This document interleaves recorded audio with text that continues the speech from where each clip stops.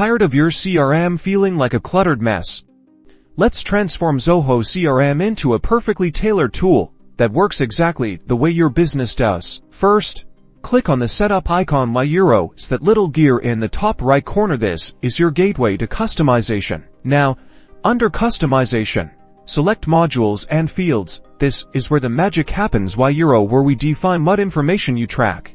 Let's say you want to track the lead source details for your lead. Select the leads module, then click the new fields button in the top right.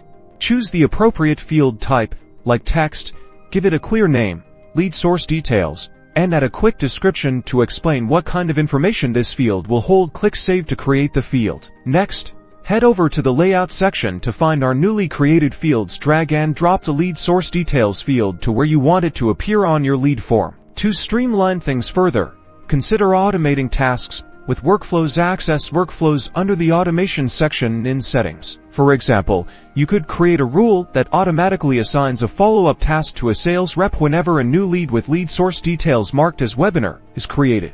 And there you have it. By customizing fields, layouts, and workflows, you've transformed Zoho CRM into a personalized powerhouse perfectly aligned with your business needs. Now, go forth and conquer your data.